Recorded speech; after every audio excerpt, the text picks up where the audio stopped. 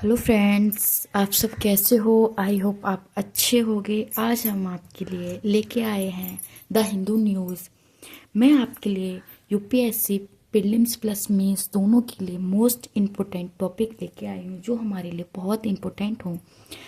आज है 3 फरवरी। हम बात करते हैं यूपीएससी प्रीलिम्स प्लस मेंस के लिए बारे में। आज हमारा पहला आर्टिकल है द हिंदू न्यूज़ का, the kind of jobs needed for the विकसित भारत गोल। मतलब जो हमारे विकसित भारत के जो लक्ष्य हैं उनके लिए क्या आवश्यक नौकरियां जो प्रकार की हैं उनके बारे में बात करेंगे। हम बात करते हैं शहरी क्षेत्रों में निजी खपत की पुनर्जीवित करने के अलावा हमें पूरे देश में लंबी अवधि की नौकरियों और वास्तविक मजदूरी वृद्धि की मजबूत करना जारी रखना है। मतलब जो हमारे क्षेत्र में ज़्यादा नौकरियों की ज़रूरत हो रही है उनको हमें पूरा करना है, उनकी अवधियों को बढ़ाना है और इन मज़दूरों को मजबूत करने की जारी को रखना है। हम दूसरे पॉइंट को बात करेंगे। 2024 के बजट में प्रधानमंत्री की 5 योजनाओं पहल के तहत रोजगार से जुड़ी प्रोत्साहन ELI योजना शुरू की गई थी, जिसका लक्ष्य 5 वर्षों में 4 करोड़ नौकरियां पैदा करना था, जिसके लिए 2 लाख करोड़ का केंद्रीय आवंटन किया गया है। मतलब अब तक 4 करोड़ का जो नौकरियों का करने के लिए बोला था वो अभी तक 2 करोड़ की केंद्रीय आवंटन किया गया है। अब हम बात करते हैं पीएम की इंटर्नशिप योजनाओं को 2024 में अच्छी प्रतिक्रिया मिली, जिससे 1.27 लाख अवसरों के लिए 6.21 लाख आवेदन प्राप्त हुए हैं। अब हम बात करते हैं जलवायु लचीली नौकरियां। मतलब जलवायु के कारण हमें कैसी कैसी नौकरियां देखने को मिलती हैं, लचीलेपन देखने को मिलते हैं। भारत 2019 में जलवायु परिवर्तन से अधिक प्रभावित सतत 7वां देश था और 2021 में मिलियन 159 मिलियन की आय हानि हुई है। मतलब हमारे जो जलवायु परिवर्तन के कारण 159 मिलियन की हानि हुई है। आरबीआई के अनुसार भारत ने 2030 तक जलवायु परिवर्तन से निपटने के लिए लगभग 1 ट्रिलियन का खर्च करना पड़ेगा। मतलब जो 2030 तक इतना हमें रुपए खर्च करने पड़ेंगे। 2070 तक भारत की नोट जो नेट जीरो लक्ष्य है, मतलब नेट जीरो लक्ष्य है, उसे प्राप्त करने के लिए जलवायु लचीले रोजगार प्राप्त करने होंगे। मतलब जो जीरो लक्ष्य से प्राप्त हो सकते हैं हमें वो जलवायु लचीले रोजगारों को प्राप्त करना होगा। अब हम बात करते हैं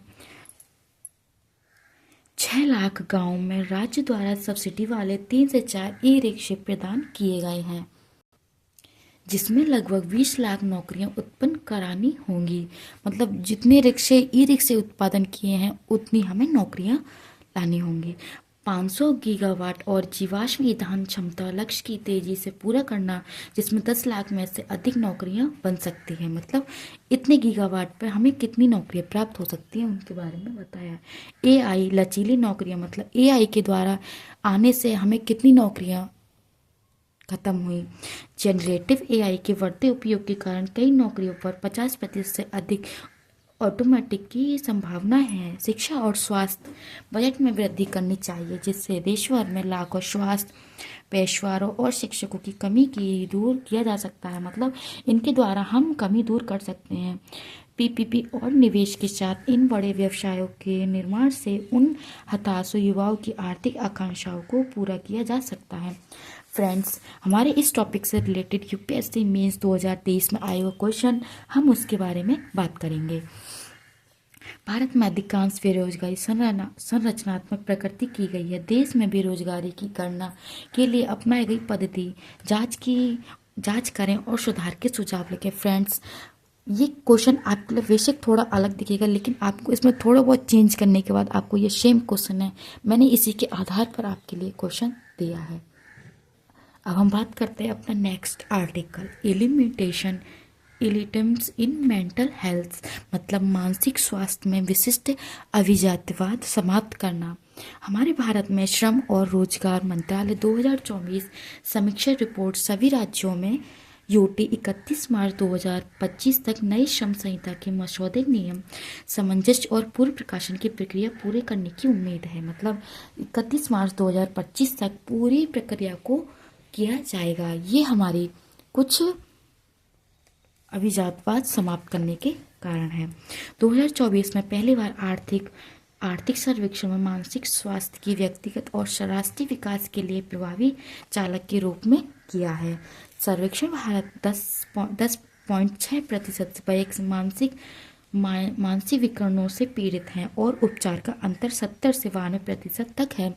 मतलब जो हमारे रिपोर्ट में दिया है उसमें 10.6 वयस्क जो है मानसिक विकार से पीड़ित हैं। इसके कारण हमें उपचार के लिए इतने परसेंट तक उपयोग किया गया है।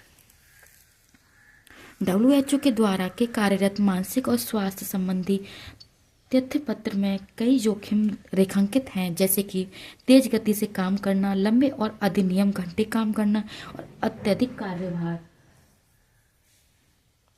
2020 की व्यवसायिक सुरक्षा, स्वास्थ्य और कार्य स्थिति संहिता व्यवसाय सुरक्षा की अवधारणा। फ्रेंड्स, यूपीएससी मेंस 2020 में आया क्वेश्चन सामाजिक विकास की संभावनाओं को बढ़ाने के लिए विशेष रूप से वृद्धावस्था और मृत स्वास्थ्य देखभाल के क्षेत्र में ठोस और पर्याप्त स्वास्थ्य देखभाल नीति की आवश्यकता है, चर्चा करें। 2020 में आया क्वेश्चन जो हमारे इस टॉपिक से मोस्ट इम्पोर्टेंट है।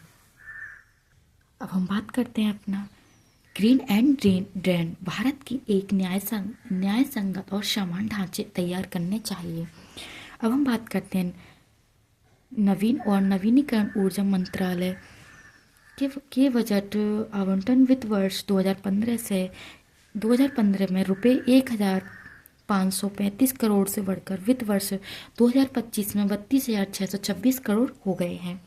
2015 और 23 को छोड़कर अन्य वर्षों में इन आवंटन को पूरा उपयोग नहीं किया। मतलब इन दो बारों में इन रुपयों का जो राशि आई थी उनका उपयोग नहीं किया गया है। 2019 में पीएम कुसुम योजना ऑफ ग्रेड सोलर सिंचाई पंप और पत्रीली कृषि भूमि पर ग्रेड से जुड़ी और ऊर्जा संयंत्र को बढ़ावा दिया है। हम बात करते हैं भारत ने COP26 2021 में ये संकल्प लिया कि वह आगामी 5 वर्षों में अपनी आधी ऊर्जा आवश्यकताओं को नवीनीकरण स्रोतों से पूरा करेगा। 2021 सरकार ने रुपये 18,100 करोड़ की PLI योजना उद्देश्य भारत की ग्रिड स्तरीय बैटरी भंडारण क्षमताओं को बढ़ावा था। सौर फोटोवोल्टिक PV मॉड्यूल्स के लिए 4,500 करोड़ की PLI योजना प्रारंभ की थी। अब हम बात करते हैं अपने नेक्स्ट आर्टिकल पे। How will to government produce the required fuel ethanol. मतलब भारत सरकार आवश्यकता ईंधन एथेनॉल को कैसे प्राप्त करेगा, उत्पादन कैसे करेगी, हम उसके बारे में बात करेंगे। हमारे नितिन गडकरी जो हमारी सड़क के जो मंत्री हैं, हम उनके बारे में बात करेंगे। भारत अगले 2 महीने में पेट्रोल में 20% एथेनॉल मिशन का लक्ष्य हासिल करने लगा है, जो मूल योजनाओं से कम 1 वर्ष पहले हो गई। जो 2 वर्ष की योजना थी वो 1 वर्ष में पूरी कर दी गई। इसके लिए 1 वर्ष में लगभग 1,10 करोड़ लीटर इथेनॉल का उत्पादन की आवश्यकता है। 1,100 करोड़ लीटर ईंधन एथेनॉल मुख्य गन्ना, चावल, उच्च गुणवत्ता वाले टूटे हुए चावल और मक्का से प्राप्त होगा। जो हमारी एथेनॉल प्राप्त करेंगे मक्का, गेहूं, चावल और उच्च गुणवत्ता वाले टूटे हुए चावलों से प्राप्त करेंगे। भारत की इथेनॉल डिस्टिलरी क्षमता अब 1,600 करोड़ बढ़ गई है। मक्का मानव उत्पादन उच्च उत्पादन राज्य कौन कौन से हैं, जैसे कि कर्नाटक, मध्य प्रदेश, महाराष्ट्र, आंध्र प्रदेश, ये आंध्र प्रदेश है, राजस्थान, बिहार, यूपी etc। इन देशों में मक्का और चावल वगैरह देखने को अधिक मिलते हैं। 2024 से 25 तक मक्का उत्पादन लगभग 42 मिलियन टन है, जिसमें से 9 मिलियन टन एथेनॉल उत्पादन उपयोग किया जा सकता है और 100 करोड़ लीटर एथेनॉल उत्पादन प्राप्त से भारत में रुपये 6,000 करोड़ की तेल से आयात की बचत होगी। फ्रेंड्स, आप कमेंट सेक्शन में बताना कि वीडियो कितनी हेल्पफुल होती है और आपके लिए कितनी जानकारी मिलती है। वीडियो को ज़्यादा से ज़्यादा लाइक करना, शेयर करना एंड कमेंट सेक्शन में बताना आपके लिए नोट्स कितने हेल्पफुल होते हैं। मैं आपके लिए एक बार दिखा देती हूँ ताकि आप नोट्स अच्छे से बना सकें।